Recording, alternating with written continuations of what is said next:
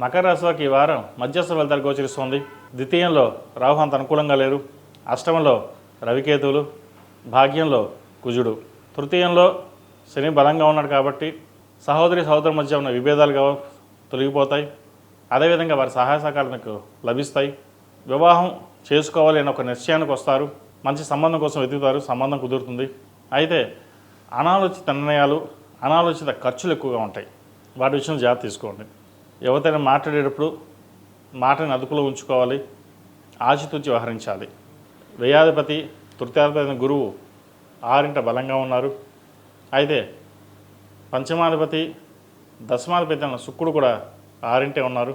ప్రయాణాల విషయంలో, స్థిరాస్తుల విషయంలో, ఆరోగ్య విషయంలో కొన్ని జాగ్రత్తలు తీసుకోవాలి. ఒక స్థిరాస్తిని నమ్మి ఇంకో చోట ఇన్వెస్ట్మెంట్ చేద్దామని మీ ఆలోచన ఏదైతే ఉందో అది నెరవేరుతుంది. మొత్తానికి స్వగృహ కళ అనేది నెరవేరుతుంది. ఈ రాశిలో జన్మించిన స్త్రీలకు వృత్తి ఉద్యోగాల పరంగా, వ్యాపార పరంగా సానుకూలంగా ఉంటుంది. భూ సంబంధించిన విషయ వ్యవహారాలు, ఉద్యోగరీత్యా ఇబ్బందులు ఏదైతే ఉంటాయో తొలగిపోతాయి. ప్రభుత్వ సంబంధమైన విషయ వ్యవహారాలు వీరు సానుకూలంగా ఉన్నాయి. కుటుంబంలో మంచి సఖ్యత ఏర్పడుతుంది. ముఖ్యంగా సంతానం సంబంధించిన విషయ వ్యవహారాలు వీరికి చాలా చక్కగా ఉంది. వివాహం కోసం ప్రయత్నిస్తున్న వారికి వివాహ ప్రయత్నాలు చేయవచ్చు. ఆరోగ్యరీత్యా కూడా ఇబ్బంది లేకుండా వాతావరణం నెలకొంటుంది.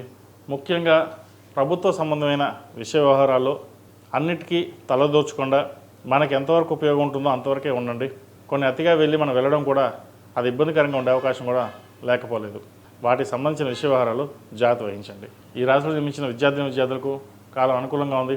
విదేశీ వ్యవహారాలు కలిసి వస్తాయి.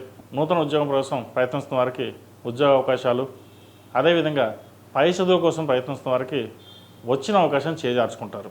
అది స్నేహితులు చెప్పడమనో లేదా బంధువులు చెప్పడమనో వేరే వాళ్ళు చెప్పడం వల్ల మీ మనసుకు ఏది నచ్చితే అది చేయండి. ఏది చదవదలుచుకున్నారో అది ఖచ్చితంగా ఇంటి వాళ్ళతో చెప్పి ముందుకు వెళ్ళడం అనేది చెప్పదగినది. లేకపోతే ఎడ్యుకేషన్ పరంగా వెనక్కి వెళ్ళడం, తర్వాత ఇబ్బంది పడడం, మనం చదువుకున్న చదువుకి చేస్తున్న ఉద్యోగానికి వేరుగా ఉండడం అనేవి ఏర్పడతాయి.